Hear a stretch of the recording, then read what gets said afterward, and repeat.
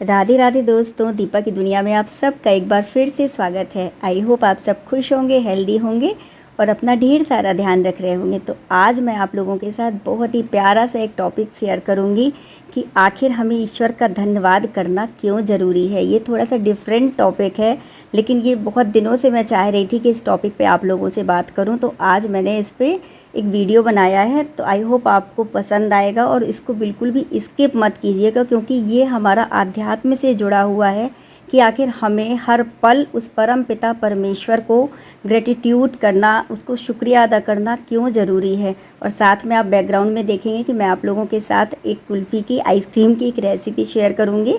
तो वीडियो में बने रहिए। Let's start the video. आपने सुना होगा, तेरा साथ है तो मुझे क्या कमी है, अंधेरों में भी मिल रही रोशनी है। तो आज हम बेहद ख़ास बात करने जा रहे हैं कि ईश्वर का आभार।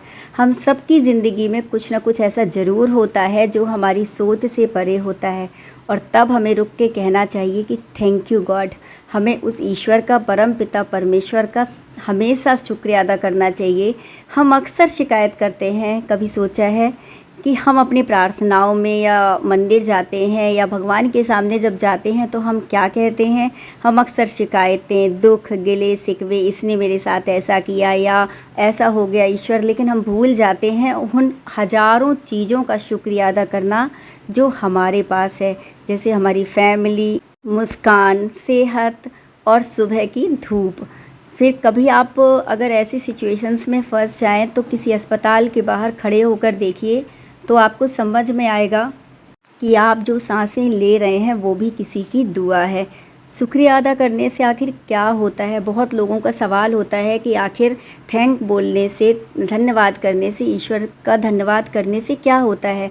तो ईश्वर को धन्यवाद कहना यानी खुद को याद दिलाना है कि आप अकेले बिल्कुल नहीं हैं। ग्रेटिट्यूड एक मैजिक की तरह वर्क करता है। जब आप थैंक यू कहते हैं तो आपकी एनर्जी चेंज होती है, आपका मन शांत होता है और आपकी जो सोल है बहुत ज़्यादा प्योर होती जाती है और बहुत स्ट्रॉन्ग होती जाती है। और सबसे खूबसूरत बात, जब आप शुक्रगुजार होते हैं तो यूनिवर्स आपको और भी ज़्यादा देने लगता है। और ज़रूरी नहीं है कि हम मंदिर जाकर या स्पेशल ओकेज़न में ही भगवान को शुक्रिया अदा करें। छोटे छोटे तरीक़ों से हम अपने उस परम पिता परमेश्वर का आभार व्यक्त कर सकते हैं। जैसे सुबह उठ कर के केवल इतना कहना कि हे ईश्वर, आज भी मुझे इतना प्यारा दिन देने के लिए धन्यवाद। या रात में सोने से पहले आप ग्रेटिट्यूड कर सकते हैं कि जो भी मिला, जैसा भी मिला, तेरा ही दिया हुआ है, हे ईश्वर शुक्रिया। अगर आप ये आदत बना लेंगे तो आप देखेंगे कि आपकी सोच बदलती जाएगी, मतलब आपकी सोच नेगेटिव से धीरे धीरे पॉजिटिव की तरफ जाती जाएगी।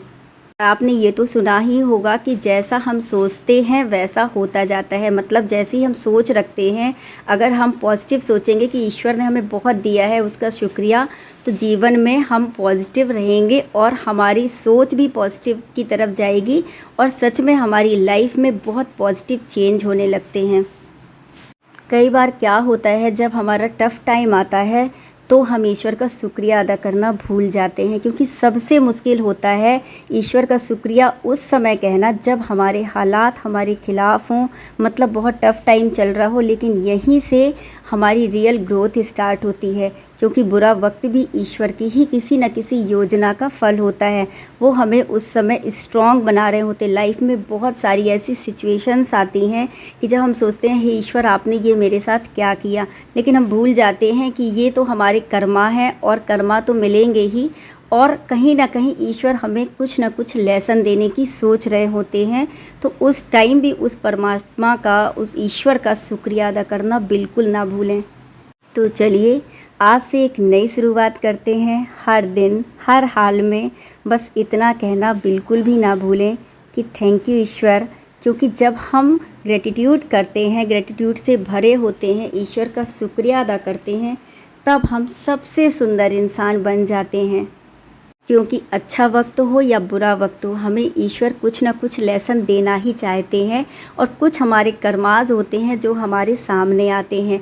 लेकिन जब हम ईश्वर का शुक्रिया अदा करते हैं तो हम उस समय जब ग्रेटिट्यूड से भरे होते हैं तो परमात्मा हमारे साथ रहते हैं, हमारे हर पल हमारे नज़दीक रहते हैं। हमें ये महसूस होता है कि कोई है, कोई शक्ति है जो लगातार हमारे साथ है और हमें थामे हुए है।